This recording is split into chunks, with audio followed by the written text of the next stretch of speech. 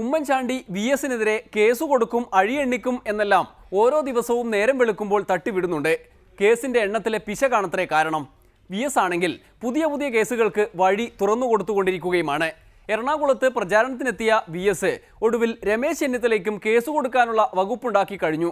അതായത് ഉമ്മൻചാണ്ടിക്കും അഴിമതിക്കുമെതിരെ രമേശ് ചെന്നിത്തല ഹൈക്കമാൻഡിന് എഴുതിയതായി പറയപ്പെടുന്ന പഴയ കത്തുമെടുത്തു പിടിച്ചാണ് വി.എസിന്റെ വരവ്.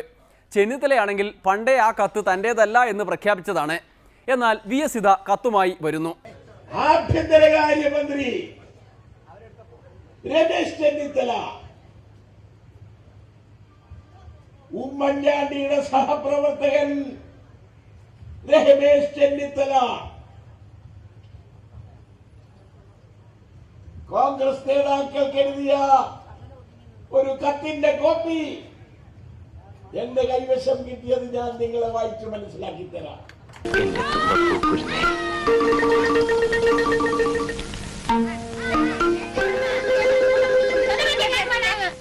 Corruption is rampant. അഴിമതി കൊടുകുത്തു വാഴുന്നു.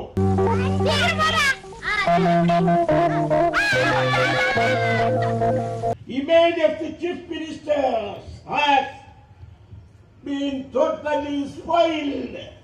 മുഖ്യമന്ത്രിയുടെ പ്രതിച്ഛായ പൂർണ്ണമായും തകർന്നു.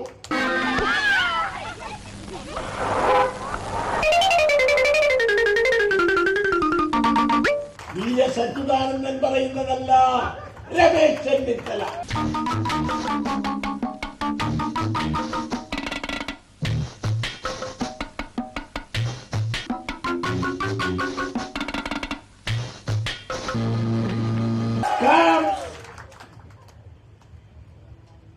Congress of nepotism and authoritarianism has alienated the people from the Congress and UDF.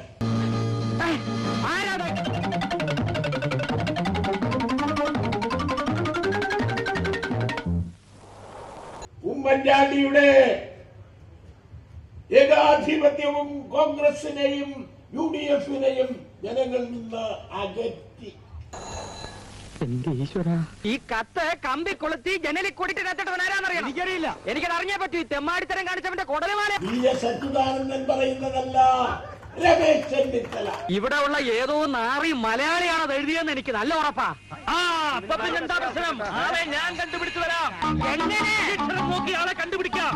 സോണിയാഗാന്ധിയെയും മറ്റ് രാഹുൽ ഗാന്ധിയെയും മറ്റ് കോൺഗ്രസ് നേതാക്കളെയും കണ്ട്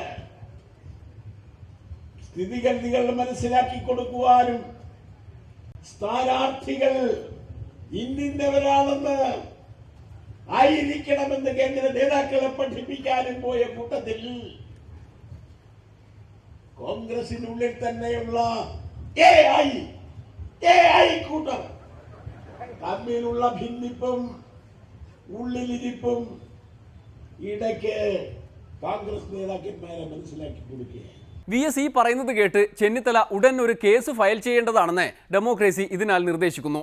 വി.എസ് ഉമ്മൻചാണ്ടി യുദ്ധം കൊടുമ്പിരിക്കൊണ്ടിരിക്കുമ്പോൾ പിണറായി പ്രാദേശിക തലങ്ങളിലേക്ക് ഇറങ്ങിച്ചെല്ലുകയാണ്. അടിത്തട്ടിൽ സ്ഥാനാർത്ഥികൾ നേരിടുന്ന വെല്ലുവിളികളെ തരണം ചെയ്യാനുള്ള ശ്രമത്തിലാണ്. ഉദാഹരണത്തിന് പൂഞ്ഞാറിലെ കാര്യമെടുക്കുക. അവിടെ PC ജോർജിനെ കൊണ്ട് സകല സ്ഥാനാർത്ഥികളും സ്വൈര്യം കെട്ടിരിപ്പാണ്. പിണറായി നേരെ ചെന്ന് ഇടതുപക്ഷ സ്ഥാനാർത്ഥി PC ജോസഫിന് വേണ്ടി പ്രചാരണം നടത്തി. PC കിട്ടൊരു പണി കൊടുത്തു. അതും പഴയൊരു കഥ പറഞ്ഞുകൊണ്ടാണ്. ഇവിടെ പണ്ടൊരു കഥ എനിക്ക് ഓർമ്മ വരികയാണ്. ഒരു കടത്ത് സ്ഥലത്ത് ഒരു രണ്ട് കാലിനും സ്വാധീനമില്ലാത്ത മുതലാളി ഇല്ല, അങ്ങനെ ഒരാൾ ഇരിക്കും. അയാളുടെ കയ്യിലാണ് കടത്തിന്റെ കൂലി കൊടുക്കുന്നത്. എന്നിട്ട് അങ്ങോട്ട് കടന്നു പോവുകയാണ്. അപ്പൊ ഒരാളുമായിട്ട് എന്തോ ഒരു പ്രശ്നമായി. അപ്പൊ ഇയാള് ഒരു ചവിട്ട് വെച്ചാലുണ്ടല്ലോ, എന്തുവാ ചവിട്ടാൻ കാലില്ല, അതാണ് അയാളെ.